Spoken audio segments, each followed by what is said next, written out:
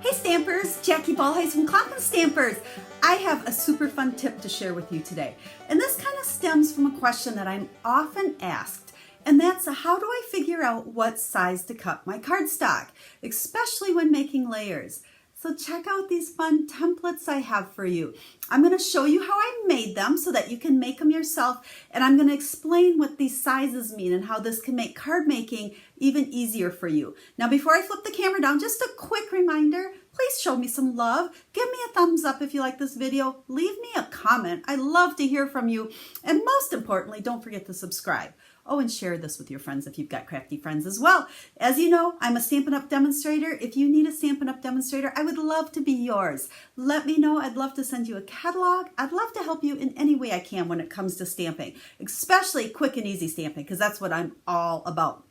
If you're new to card making, make sure you check out my playlist that is all about getting started.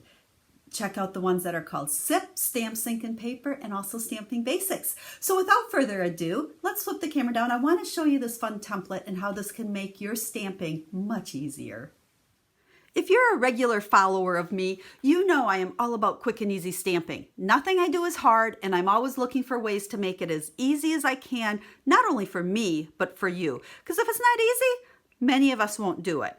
What I want to talk about today is how to figure out what size to cut your cardstock layers. I get asked this often, and I really kind of have a standard thing in my head, so I thought I would just put it together in a template and share it with you and tell you how you can make this template yourself. But first, let's start with just the basics, the card base. Sometimes I call it card base. Sometimes we refer to it as a card front, which still is this whole thing folded in half. Super simple to do. Full-size piece of cardstock, 8.5 by 11, and you're going to just cut it in half at 5.5. So these pieces then give you 8.5 by 5.5 when you fold it in half, like so. There's our card base. Now you can also opt to do it the other way. So this again is a whole sheet of cardstock, 8.5 by 5.5. It's cut at the 4 1/4, the long way. And now once again, our card front is exactly the same size, but this time it's kind of a long card and it opens up that way. So once you have your card front, the next thing is figuring out what size layers. And I just have several cards here that we're going to kind of talk about. I've shared these all before, so if you want the details on them, there's videos on all of these projects. But what I did is I kind of like the look of everything symmetrical, meaning each layer here is proportionately symmetrical. So we have the same border all the way around. Can you see that? Now, sometimes I do cards that are a little bit differently, but you'll tend to see most of my cards having the symmetrical border, and that border can vary. I actually have these two to share with you as well. And you can see we got quite small on our layers here, but again, it's symmetrical. So what I did is I just made this up with a bunch of different green cardstocks, but I started out with probably the smallest I usually use. Now sometimes I go smaller, and I cut this one 4.5 by 3 1/4. And I know it's symmetrical because this is actually what I like to say an inch smaller than the card front. So our card front would be 5.5 by 4 1/4. Inch smaller is 4.5 by 3 1/4. That's how I know it's symmetrical, by always making it smaller than the card base, the same amount smaller this way and the same amount smaller that way. Now, our next size up is 4 5/8 and 3 3/8. And I know some of you guys do not like eighths. Once you get used to them, it really isn't hard at all. Most cutters have eighths on it. You just have to kind of train your brain to see where an eighth is on there. But on this one, I went 1/8 bigger. This is my normal that I like to use. I like that size layering more than 1/4, but I know a lot of you like the quarters, so whatever's your preference is awesome. But you can see here, when I layer these on top of each other, like I said, I did a whole bunch of different greens, so hopefully you can see them. So I have 4.5. This is 4 5/8, so it's 1/8 bigger. That gives us that nice small little border.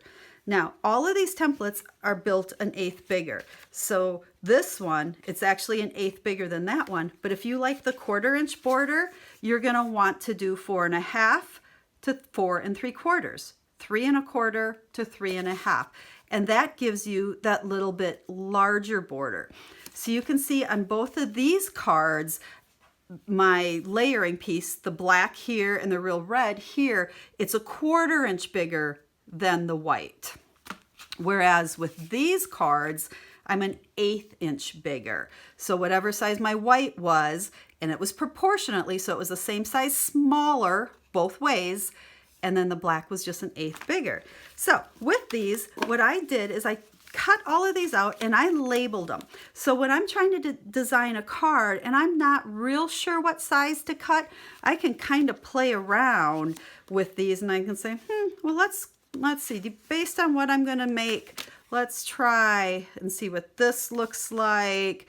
And we can, play around with these different templates. Now I will, see there's the 1/4 inch, so you get more of that border. Now we're a lot more symmetrical there.